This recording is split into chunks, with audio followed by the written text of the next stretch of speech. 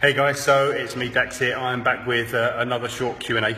As you can see, I'm absolutely dripping with sweat. I've just come to the end of a pretty intense workout here at my this is a condo that I'm renting here just before heading off to the Guru project.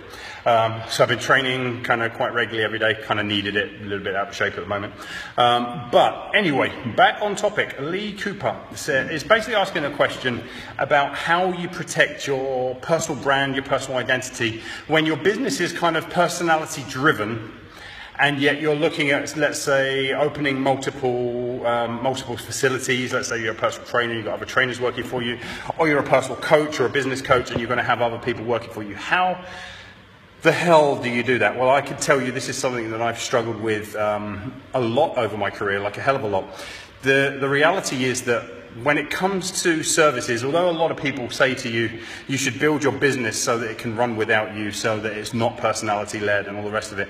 The reality is, for most of us, that it's the personality-led business that actually creates most of our business. People fall in love with us as the person, as the coach, as the individual. And it becomes very, very difficult to detach that. So how do you go about it? And like I said, I've really struggled with this a lot over the years. I think, put quite simply, it's that old adage of hire slowly, fire quickly. Something that I've been a bit weak in over the years, to be honest. I always like to give my staff the benefit of the doubt. I always like to think that I'm there to coach them and to mentor them along and to become part of my brand vision. And the reality is that most people who are coming to work with you, for you, they start out pretty strong. They start out with a really good kind of, wow, your program, your approach really inspires me, and I really want to be part of it. And within a very short space of time, particularly if you're a good coach, and particularly if you're making dramatic and rapid changes and transformations for your clients, very often they start to see, oh wow, I could be doing this for myself. I could be out there kind of, instead of giving Dax 50% or whatever it happens to be, I could be out there doing it for myself. And gradually, not because they're bad people or not because they're deliberately trying to screw you over, but gradually their heart and soul comes out of your business while they're thinking of pastures green. Okay, so thinking of the business that they want to set up. So my advice to you is hire slowly. Like, put more steps into your selection process. Make it slower, not faster. Don't try and get new staff in your doors this week. If you can take a month, if you can take 2 months to select your staff, all the better. Make them jump through hoops. I say make them, I mean invite them to jump through some of the hoops that are going to be integral to your business. If you're going to want them putting blog posts and YouTube videos out, well, have them do that before they ever become a member of your team. Have them fill in extensive application forms. Have them go through kind of multiple layers, internship days, training days. Bring them in and actually see that they're the right fit. Once they are, bring them into a program that is based around your intensive philosophy. So everything that you believe is really important to coaching, set up a training program that covers all of that coaching in depth. From how to get the clients, how to talk to them in exploration sessions, how to answer calls. Like, the best word for this is indoctrination, right? Indoctrinate your team firmly into your approach. And this will scare some of them off, it will piss some of them off, and they'll leave, which is great, because there's nothing worse than having members of staff in your business who don't really want to be there. I know this because these are mistakes that I've made extensively across the years, okay? So basically get rid of them before they join your team. Once they're on your team, maintain a strict training program. I say strict, I mean, I don't mean kind of horrible, but as in a strict training program. Like, as you learn new things and new approaches, bring that to your team on at least a weekly basis, but if it can be done on a daily basis in some format, then that's great as well. Every new learning that you come across, make it a requirement that the team learns it as well. Okay, those who don't step up to that, invite them to leave, right? So there's really only two invitations here, right? You're invited to stay and play my game exactly how I want it played, without me becoming a kind of a dictatorial arsehole, right? But kind of, this is how I want to do it, because ultimately this is my dream, this is my vision, right?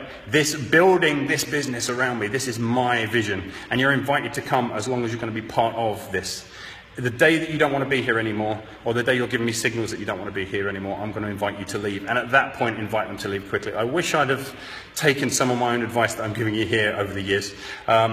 nearly everyone that's ever come to work with me has been awesome people, truly beautiful people, not bad people, not badly intended. Every now and then you get the slightly rotten egg, but they've all been amazing people, but very often I've kept them around too long. Even after they were showing me all the signs that they didn't want to be here anymore, that they didn't really want to play my game, that they'd fallen out of love with the way that I was doing things. And I kept them there with this idea that I could influence them, persuade them, coax them, guide them, mentor them, coach them, all this kind of stuff. The reality is, only keep people with you that are aligned to your message, that are aligned to your core principles, and not just that they say they're aligned to them, they're actually doing what you ask them to do.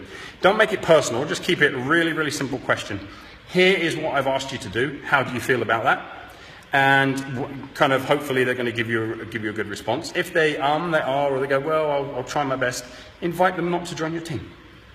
Okay? But ultimately, however you slice this, your staff are going to be the face of your brand, not you, after a while, right? So if you want your business to still feel like it's yours, make sure that you've put your business message, your business philosophies, your business beliefs, your core training principles and everything into every member of your team.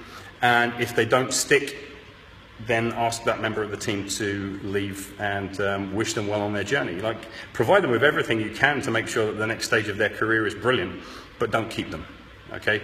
And again, I wish I had heard this years ago. So I hope that makes sense, Lee. I hope that makes sense to anyone else who is out there. Just one last thing here. A lot of people say that you should not be the face of your brand, that you make it harder for selling your business and all that kind of stuff. Well, look, the reality is most of us who sell coaching services and all that kind of stuff, if you're selling widgets or if you're selling airlines and all that kind of stuff, it kind of doesn't matter. You build a brand based upon the machinery, so to speak, on the planes and on the widgets and on the gym itself, right?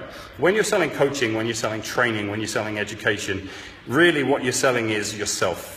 Right? I would say in everything that I've learned, step up, take the forefront, take the center stage of your business even more than you currently are. Go to center stage, dominate that, and then you're going to find that you attract much better staff over time anyway. So I hope that makes sense. I hope that's useful. I will speak to you again very, very soon. Take care.